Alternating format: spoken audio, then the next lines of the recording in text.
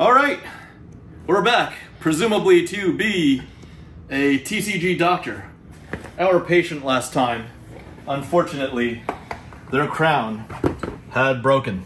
This is totally my fault. Prism's crown is broken. It didn't work.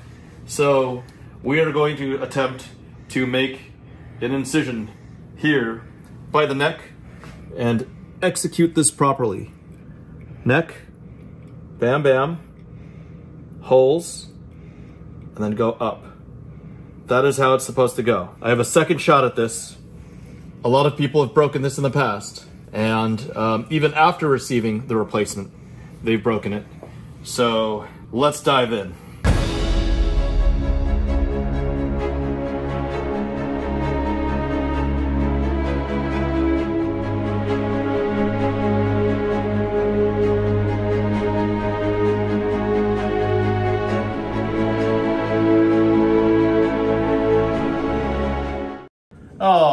All right. Welcome to FaBled Hunters. I'm Yuanji. I'm Sane. And today we're going to talk about 5 years of Flesh and Blood. Yes, happy birthday, Fab. It's been 5 years. I can say I've been here for 4 of those 5 years, right? Yeah. You've been in Flesh and Blood for about like 3.5. 3.5?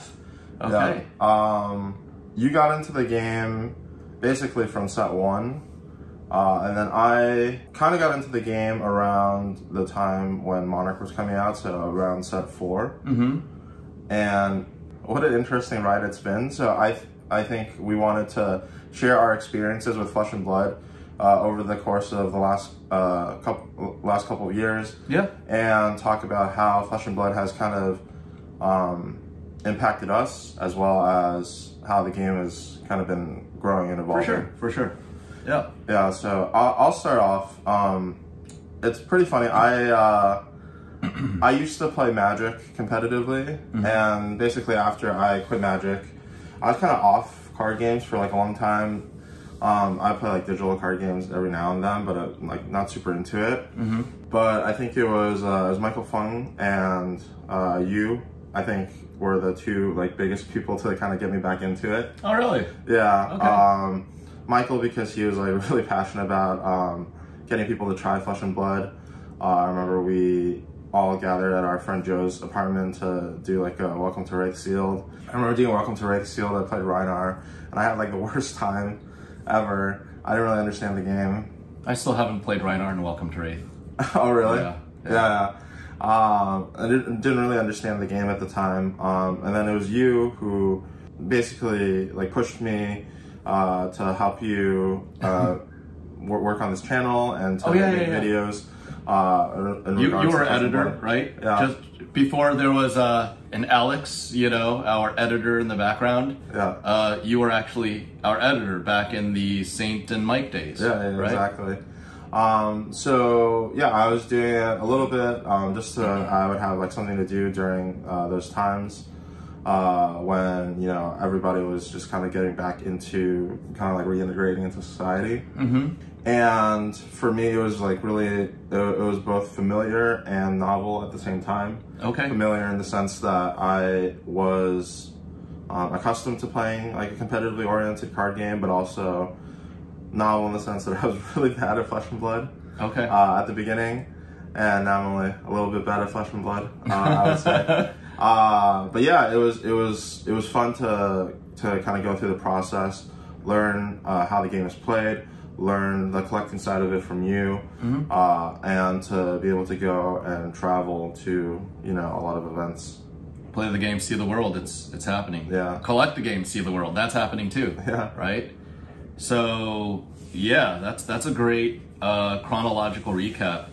I did about the same. I learned about Flesh and Blood probably summer of 2020, and the game hadn't been out for a full year yet.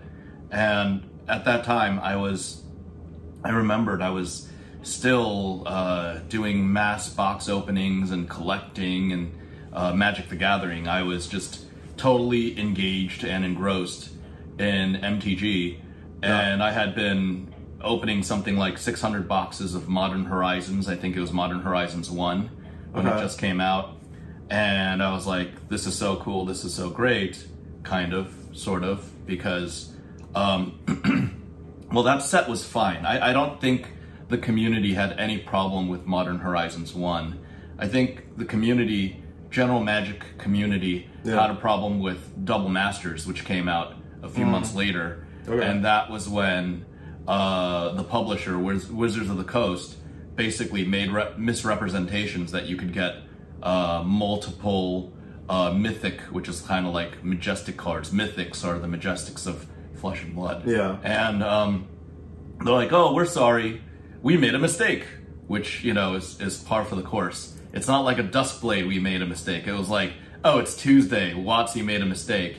And, you know, I was salty and made a big deal, made super early videos about how WotC didn't give us, well, they said they'd give us, they made a mistake, so they misrepresented their product. I bought hundreds upon hundreds of units, whatever, cases, boxes, collector boxes, VIP boxes of their Double Masters product. Then WotC said they would send collector packs. Then I bitched and moaned and sent letters and bitched and moaned some more for about 6 to 8 months and didn't get the collector packs until probably early 2021. And then they shorted me on the collector packs. So it's like I don't know, it's like death by 1,000 cuts. It's insult to injury times 10. And I was just like, hey, I'm kind of done for this, but I'm not done collecting TCGs. And, you know, this was during that time where a lot of people, well, most of the world was locked down due to COVID. And that's was both, it became both novel and familiar to me. Novel because new card game, right? All I've known for the most part, I knew Pokemon a little bit, but I definitely knew Magic. This is a new card game, but it was familiar in the sense that it was like, wow, this is old school Magic the Gathering all over again. This is reminds me of the old school art that I really connected with back in my teenage years, the Magic the Gathering art. And to this day, I still have a great time collecting. I still have a great time enjoying the art of Flesh and Blood. And even the gameplay was super novel because it was just so elegant, and there was so much less variance. There wasn't like unnecessary variance. You could always do something and there's always interactivity in the game. But again, you say novel and familiar. Familiar part was that just like standard or pioneer formats of Magic the Gathering, it was familiar because players got really into it and the gameplay got super sweaty. And I learned that within, like, at my first event I learned that, you know? Yeah, people got, it was super intense, I got super dialed in, people got salty every other win. I'm not saying half the community gets salty, but I mean, you've played. You play events, you know, right? Win, lose, draw. Players get really dialed in, players get salty in almost all card games. And that part was really familiar. So that's just to set the table, set the tone for our experience, 3 or 4 years, the majority of the existence of Flesh and Blood. But I would argue that Flesh and Blood has made a positive impact outside of just, you know, the collecting or the playing.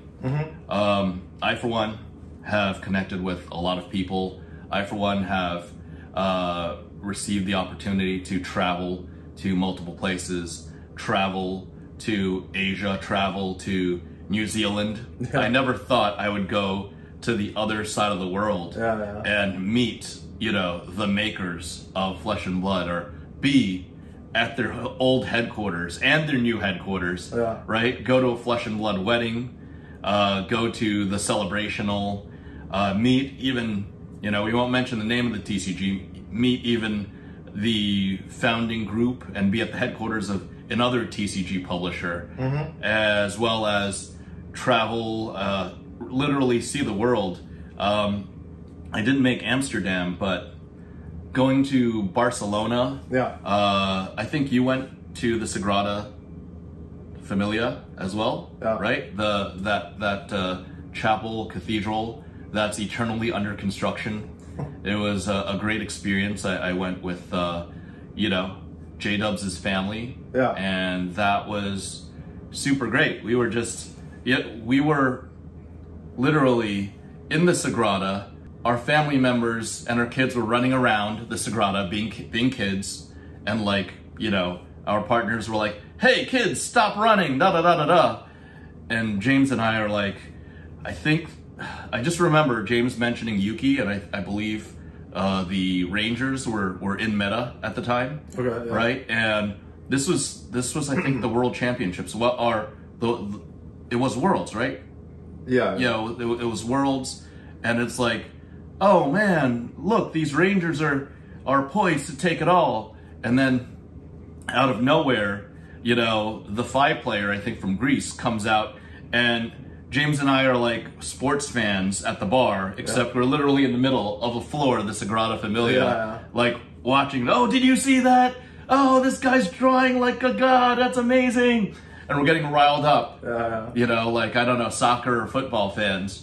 And our partners, our respective counterparts of our family are like, take watch the kids and do this.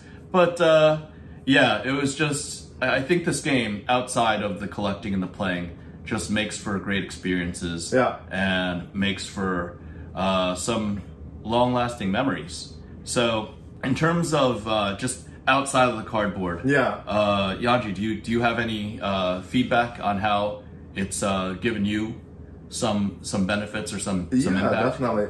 It's kind of funny. Which have I played long? I mean, I guess I've played. At this point, I've played Flesh and Blood, I think, a little bit longer competitively than I played Magic.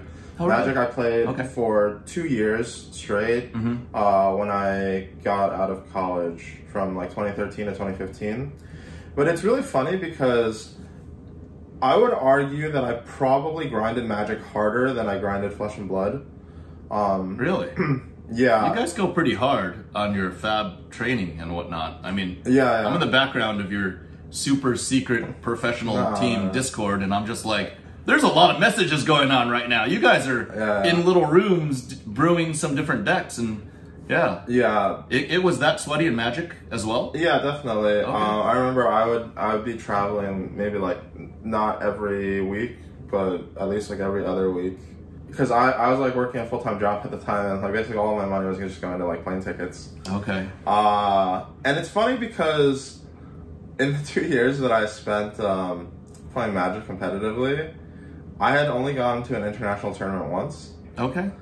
And Flesh and Blood has been really good for me to travel internationally, to meet a lot of people from different countries. And I think that overall it's broadened my perspective a lot on, the different communities of peoples that exist around the world. Okay. And to, I guess, like, be more understanding. Part of it is also just, like, I guess being in a mature state than I was at the time when I was playing Magic. But back when I was playing Magic, I don't want to say I was closed-minded, but I was definitely a lot more... You want to avoid closed-minded and say something else? No, well, I was just like, I mean, like, some of it comes out. I mean, you see me, like, off-screen from time to time, like, get a little bit, like, stubborn or, like, full of myself. And it's just, like, that type of, like, personality. Okay. But I feel like Flesh and Blood has done a lot for me. Just, like, going around, meeting different types of people, has kind of helped me become, like, more, like, mellowed out, I guess. Okay. And you're saying in general, and accepting. It's broadened your perspective, and you're more welcoming of other insights or other worldviews. Yeah, exactly. Okay. So in that respect, it's been helpful for me.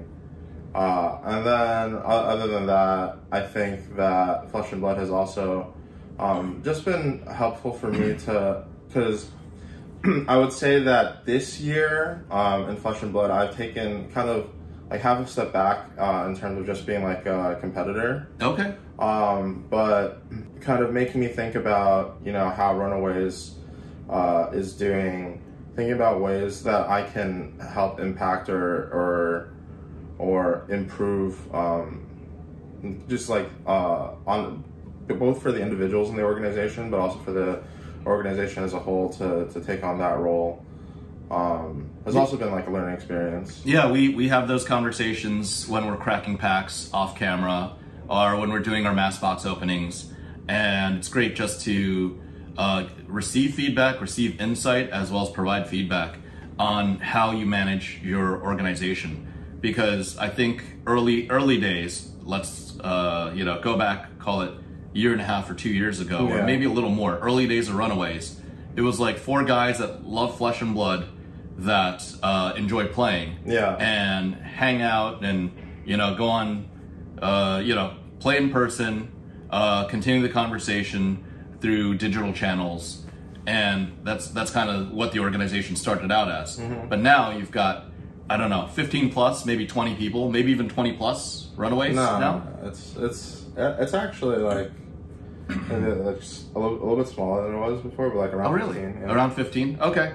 I had thought you guys broke 20 at some point, but it's now around 15, right? Yeah. Okay. So yeah, still an organization of 15 people is much more complex than an organization of 4.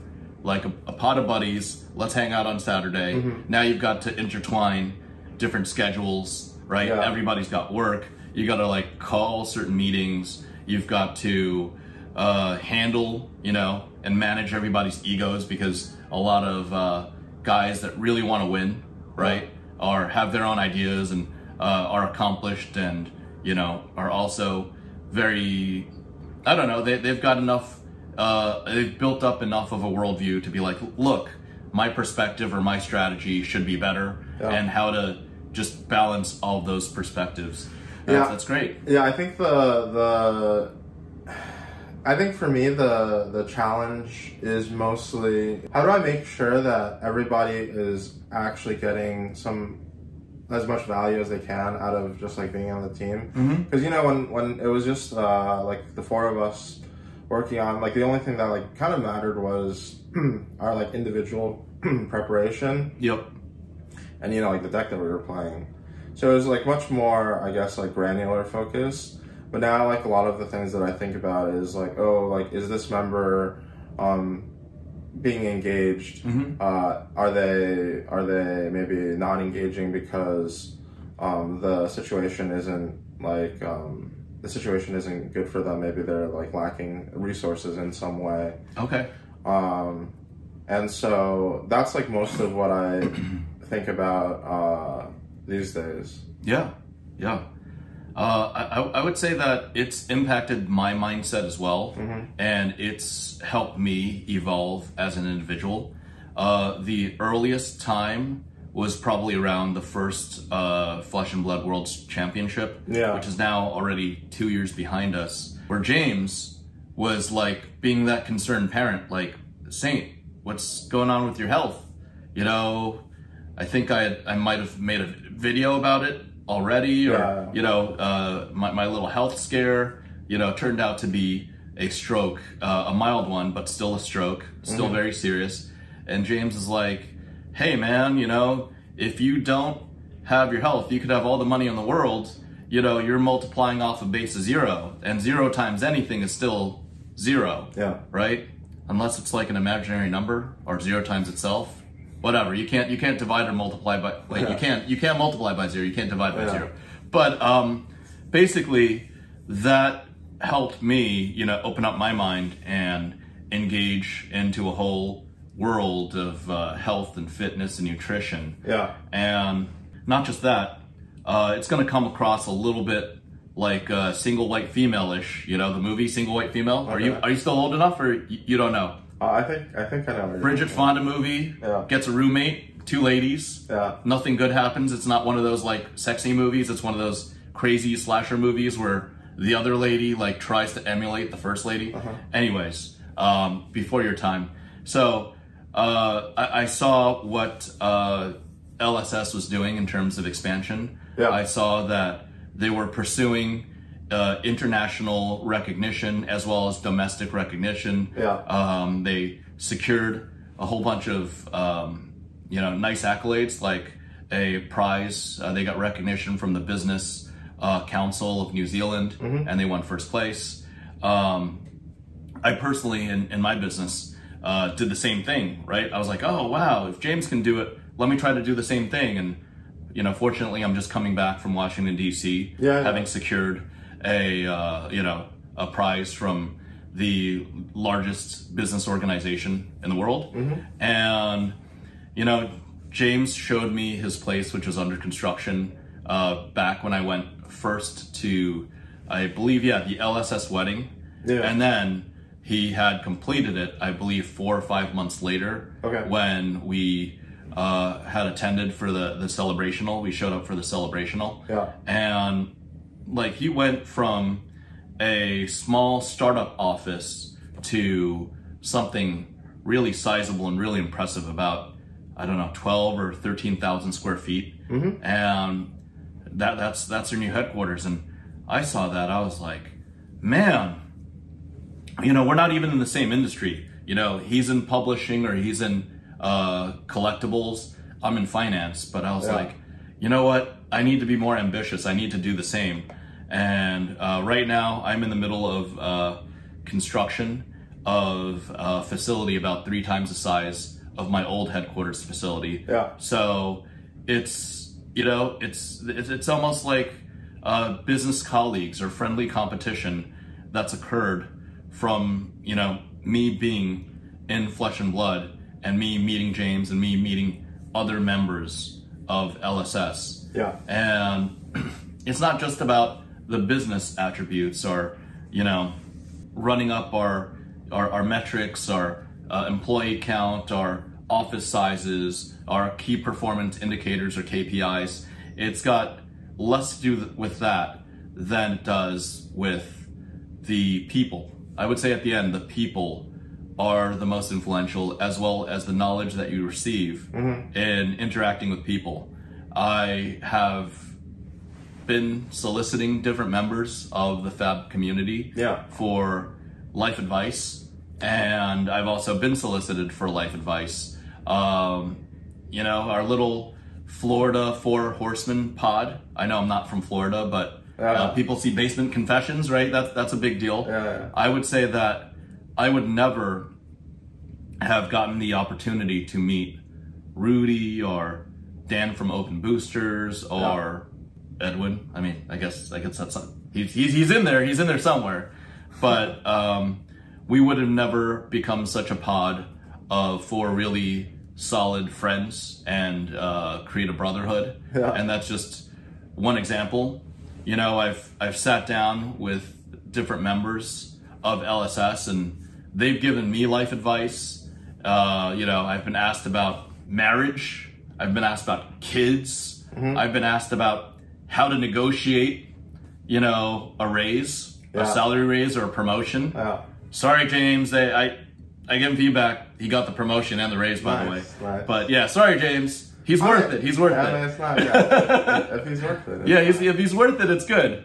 But you know, my bro's gotta, you know, pay a little more every single pay period now. But these things are really, really amazing. They're also intangible, and I would say that these connections that have been built by my being in Flesh and Blood and really engaging with the community and its people, it's the most priceless thing, as well as the most valuable aspect of these, you know, 4 or 5 years that I've had in Flesh and Blood. Yuanji, do you have any experiences in terms of the people and the friendships that you've built? You know, it's funny because I find that in the medium of not just card games, but like of games in general, part of the reason why I'm like so drawn to it is because I feel like when you play against somebody else in a game, like the rules of the game kind of level the playing field. In terms of like your human interaction with them. Basically, you and the other, like whoever else that you interact with, I feel like the connection is more genuine because it's not like, oh, this guy is, you know, this guy is an engineer and this other guy is like a service worker. Okay. Or this guy is like whatever. When you guys are both playing the game, you're on like an equal. You guys are peers. Yep. Your peers, your rivals, whatever you call it.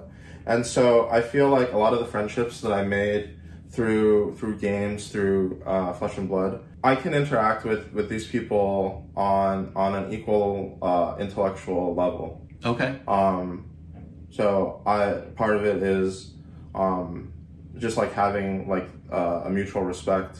Like you play the game this way, I have my opinions, you have your opinions, but like because we're competing at the same level, I just feel like the connections that I make are like more pure. I don't know if that makes a lot of sense. Like I feel like a lot of the other types of connections that I made, either through school, through work, or whatever, it's more especially transactional. Transactional, superficial. Yeah. Right? Non-genuine. Yeah. Right? There's usually an agenda behind each interaction. What can you do for me? Yeah. What do you want from me? And this is what I can do for you as a result. Yeah. I didn't want to cut you off, but I totally... You see what I'm saying? Yeah, absolutely. Yeah. And what you said earlier about, you know, your peers, like when you mentioned that, I just remember playing Brody at the Celebrational. Yeah. And it didn't matter that Brody is outside, presumably, I don't know, maybe he might be, you know, rocket scientist, but I think he's like a high school student or a college student. Yeah, I think he's either in college or ending high school. Yeah, trying to go into college. Yeah, good luck. SAT prep, I can help with that. And no, I actually was an SAT tutor back in the days. Nice. But yeah, it doesn't matter that he's doing his thing as a student or I'm a CEO. Yeah, I got my ass handed to me by Brody, and at the time, I'll admit I was a little salty too. I was like, "Where did that 5 damage come out of? Out of your arsenal? God damn!" But then afterwards, we interacted. It was cool. We did some events, and then that time period of the Celebrational became encapsulated as a genuine experience, and I would say it's one of those memories that's embedded in here as a general great time. It's not a business transaction. It's not, you know, tit for tat.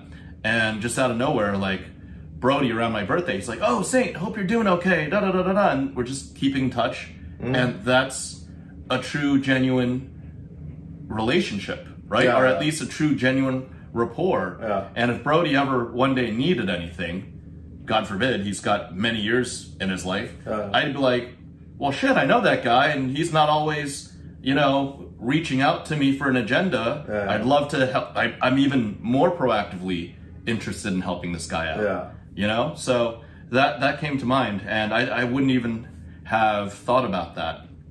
So that's absolutely a valid point about how you interact with people and how Flesh and Blood allows for a level playing field, right? And I think that is kind of in line with the vision that James Ward kind of like laid out. I think it's at the like the front of the lore book.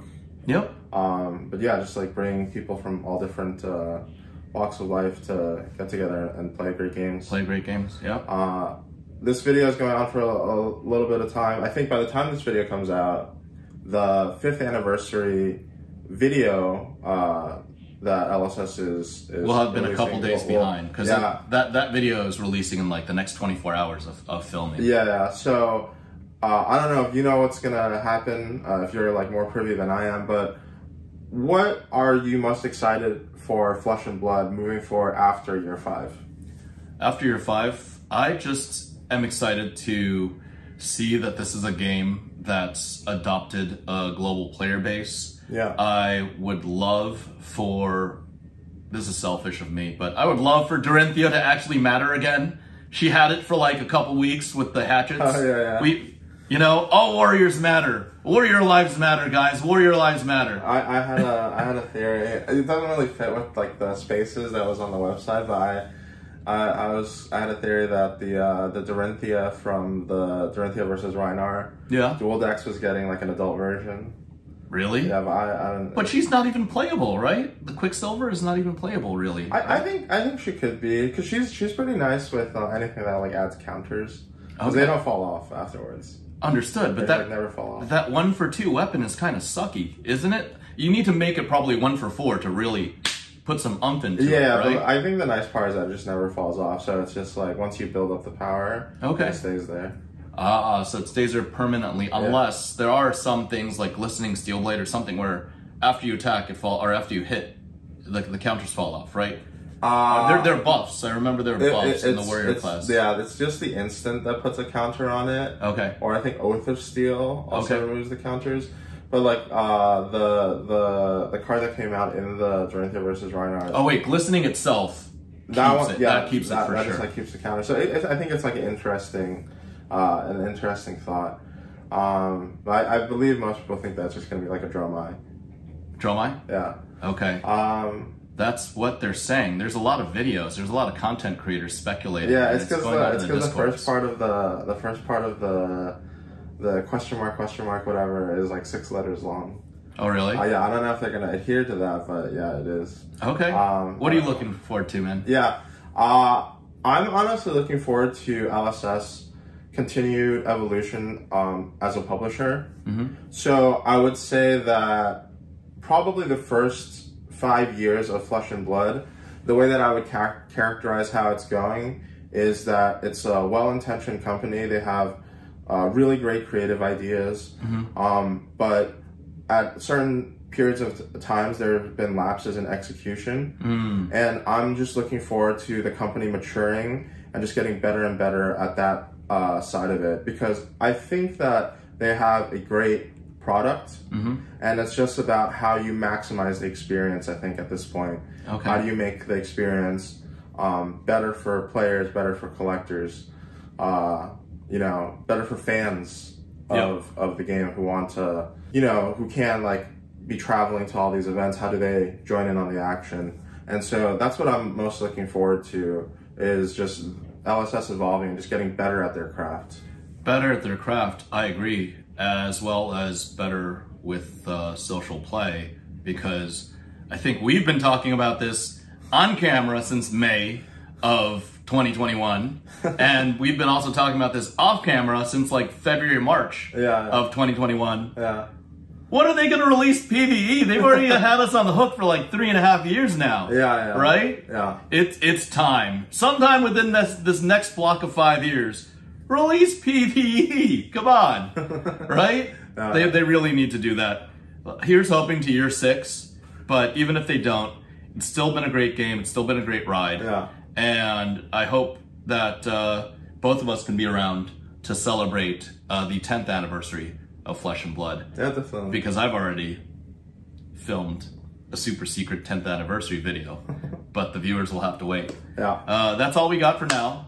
Remember to like, comment, subscribe, twiddle that notification button. Support us on Patreon, where you will be supporting Yuanji, as well as the journey of the FaBled Runaways. Let's go Runaways, everybody. All right, that's it, guys. Bye.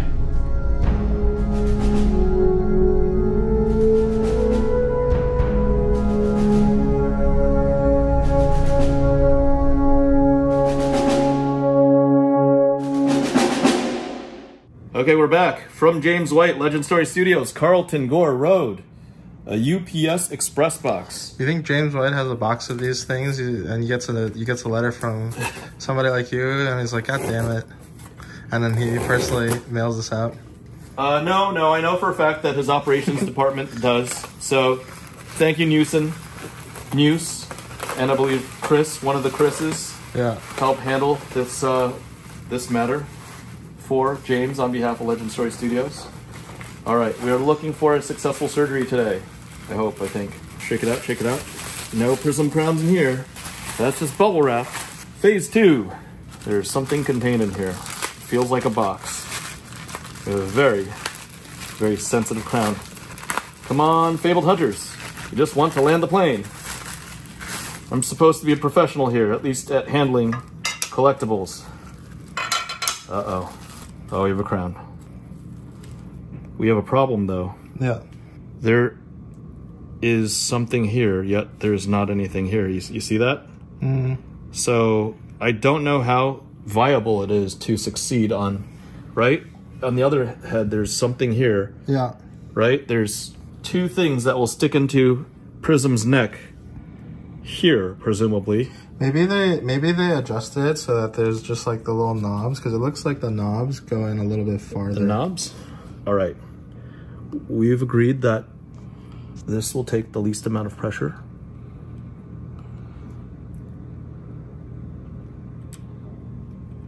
Come on. Come on. Come on.